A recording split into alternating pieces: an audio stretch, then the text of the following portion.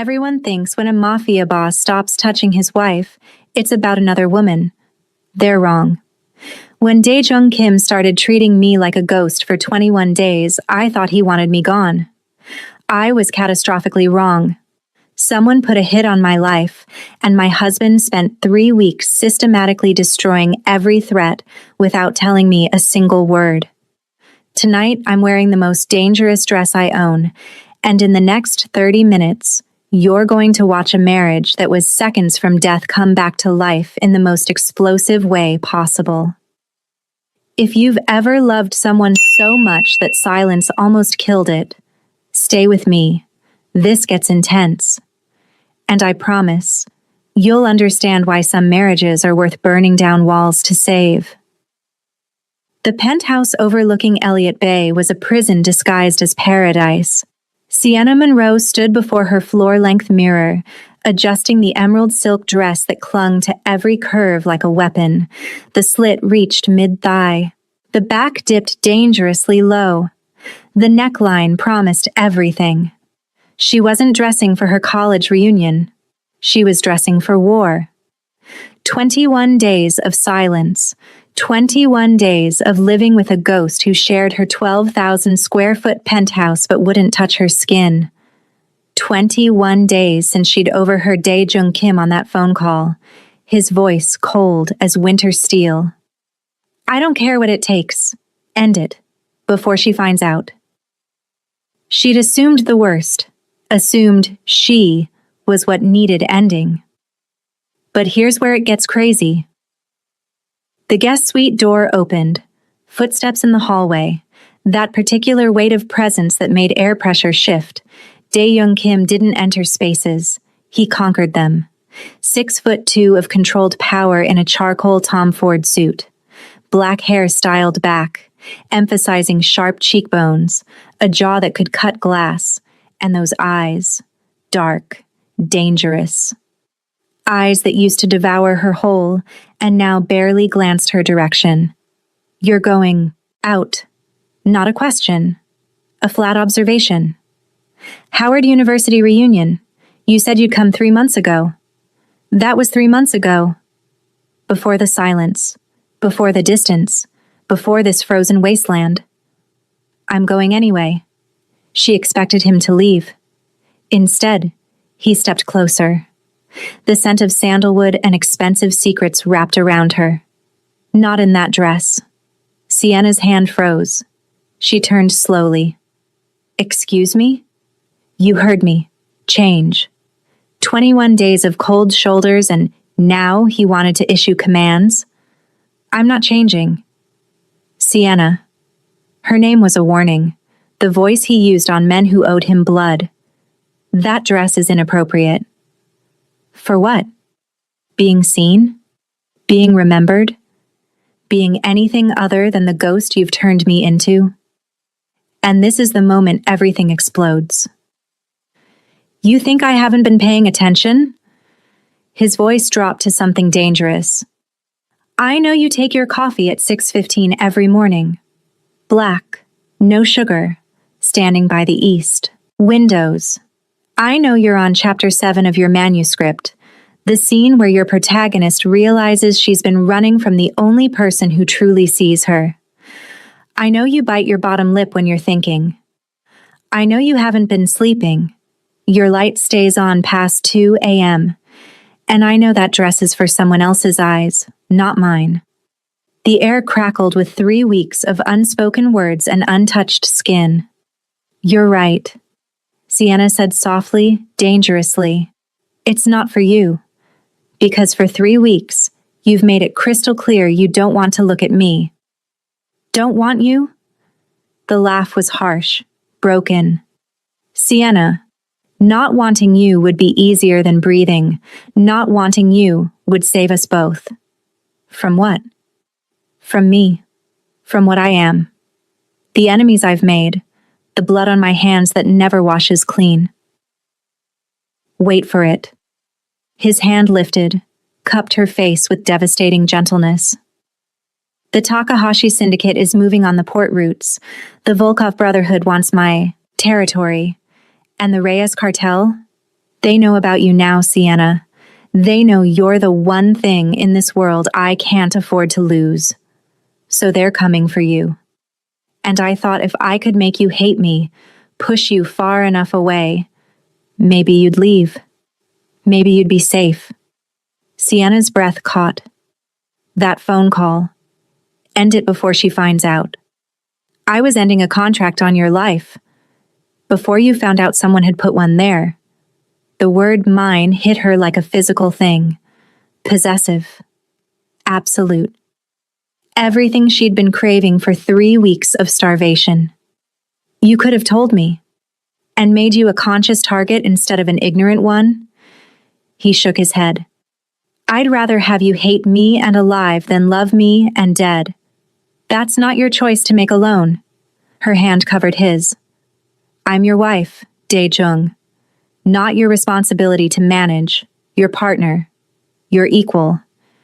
And you took that away when you decided silence was protection. I know. Raw.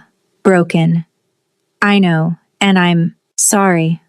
But tonight, his gaze dropped to her dress, something heated and hungry flashing across his face. Tonight you're not going to that reunion looking like every man's fantasy unless I'm standing beside you, making it clear whose fantasy you actually belong to. Possessive much? With you? Obsessively, dangerously, completely. He leaned in, mouth hovering above hers. So yes, Sienna, wear the dress. Drive every man in that hotel insane. But know I'll be right there, making sure everyone understands. His lips brushed hers. That you're mine. But nobody tells you what happens when a mafia boss decides to reclaim his wife in public. The Fairmont Olympic Hotel glittered like a jewel box of memories and expensive regrets. Sienna walked through the grand ballroom with Dae-jung's hand possessive on the small of her bare back. A brand of heat that announced ownership to everyone. And everyone glanced. The emerald dress moved like liquid sin. But it was the man beside her, commanding, dangerous, devastatingly beautiful, who stopped conversations mid-sentence. Sienna Monroe? A woman approached, eyes calculating as they swept over Dae-jung. Oh my God, and this must be the mysterious husband. Kim Dae-jung. His handshake was firm enough to make her eyes widen. I've been looking forward to meeting the people who knew her before she became mine. Deliberate, territorial, absolutely effective. Women's gazes shifted from appreciative to envious. Men's interest cooled under Dae-jung's stare that promised consequences. Here's what nobody tells you about territorial men. We need to catch up. What have you been doing? I got married. Dae-jung's thumb traced circles on her spine. Built a life in Seattle. Started writing. Writing? What kind? Romance. Dae-jung answered before Sienna could. She's brilliant. Her manuscript is going to devastate the industry. Sienna's heart stuttered. He'd read her work.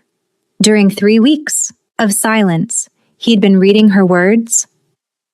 And what do you do, Mr. Kim? A man joined, his gaze lingering on Sienna's neckline too long. Dae-jung's hand tightened imperceptibly. Import, export, international logistics, maritime trade routes. Technically true, minus the underground networks and territory wars. The man shifted uncomfortably. Sounds lucrative. It allows me to give my wife everything she deserves. Dae-jung pulled Sienna closer, lips brushing her temple. Including my complete attention and protection. The message was clear. She's taken. She's treasured. And I'm dangerous. But wait. This is where possessive becomes dangerously sexy. You're enjoying this, Sienna murmured as they swayed on the dance floor, no space between their bodies. Watching men realize they never had a chance with you? Absolutely. His mouth grazed her ear. Watching them understand this. His hand slid lower, near the slit revealing her thigh. Is mine to touch, and theirs to only dream about? Even better. You're territorial. With you. Primitively so.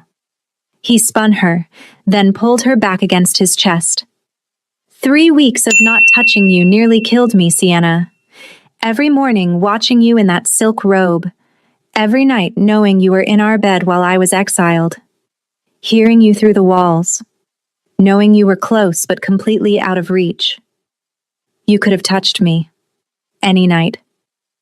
And put you in more danger? The Takahashi made their move because they thought I was distracted, vulnerable. His arms tightened. But they underestimated how far I'd go to eliminate threats to what's mine. I've spent 3 weeks systematically destroying every person who thought they could use you against me. Sienna turned in his arms, searching his face. Destroying how? Not with bullets. He read her concern. With information, leverage, economic warfare that makes death look merciful. The Takahashi lost their shipping contracts. The Volkovs lost their banking access. And the Reyes. His jaw hardened. They lost people who thought loyalty was negotiable. And now? Now you have a security team you'll never see, but will always be there. Now every transaction includes your safety as non-negotiable. Now. He cupped her face with both hands. Now I'm done protecting you by pushing you away. I'm keeping you close, keeping you informed, keeping you mine in every way that matters. Good. Sienna rose on her toes. Because I'm done being kept in the dark. Done being protected like I'm fragile. I knew what I was marrying into, Daejung. I chose you knowing the danger. The difference is, I chose to face it with you, not hide from it alone. His kiss was possession and apology and promise. Deep. Consuming. The kind that made the ballroom disappear. When they pulled apart, his forehead rested against hers. Let's go home. The reunion is over for us. His thumb traced her bottom lip. I've spent 3 weeks starving for you, Sienna, and I'm done being patient. And this is where patient men become dangerously impatient. The penthouse had never felt more like home than when Daejung closed the door and immediately pressed her against it, his mouth claiming hers with 3 weeks of pent-up hunger. The emerald dress was expensive, beautiful, and absolutely in the way. Daejung, I've watched you in this dress all night, watched every man want what's mine, watched you move like art and sin and everything I've been dying to touch.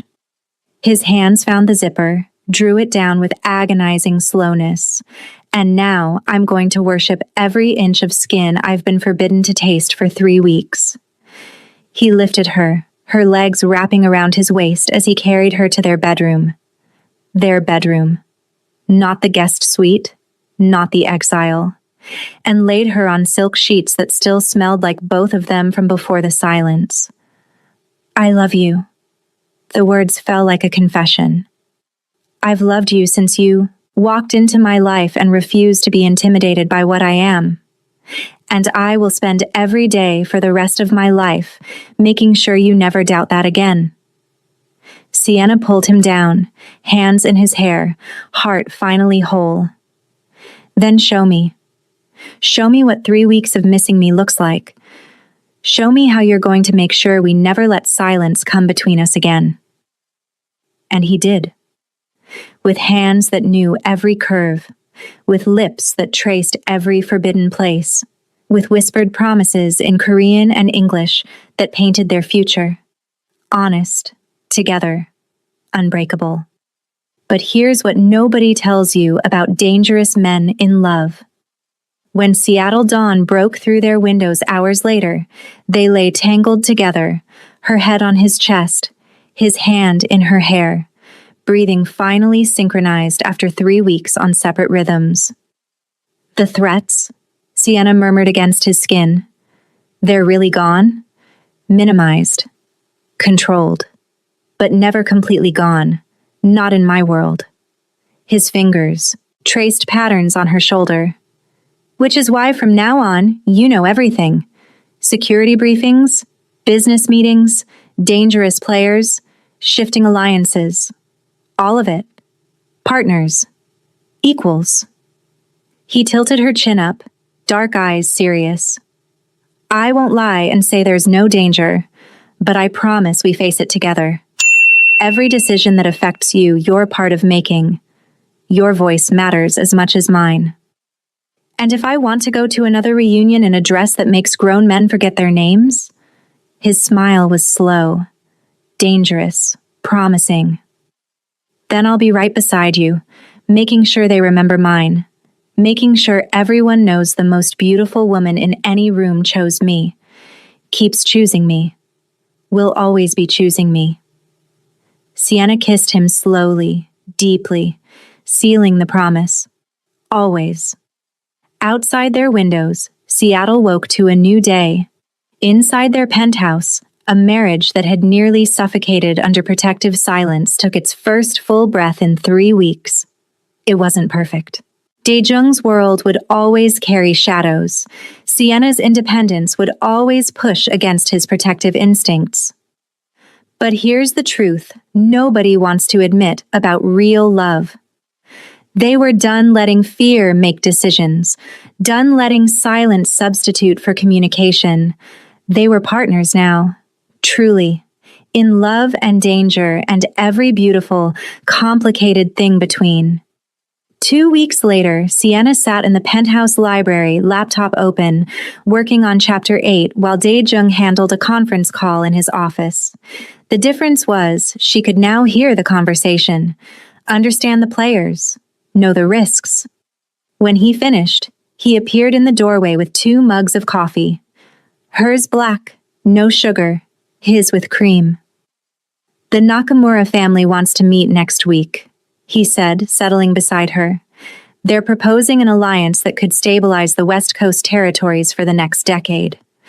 But it means you'll need security at your book events. They'll want to know about you. Use you as leverage for good behavior. So I'm your weakness and your strength. You're my everything. He kissed her temple, which means they need to understand that harming you isn't strategy. It's suicide. Sienna saved her document, turned to face him fully. Then let's meet them. Together. As partners. His smile was proud, fierce. As equals. And this is where most stories end, but real life keeps going. The days that followed weren't perfect. There were arguments about security protocols, disagreements about how much information was too much, moments when Daejung's protective instincts clashed with Sienna's independent streak. But they talked through them, every single one, because they'd learned what silence costs, learned that protecting each other meant trusting each other. That love without communication was just beautiful suffering with a ring on it. 3 months after the emerald dress and the reunion that changed everything, Sienna published her first novel.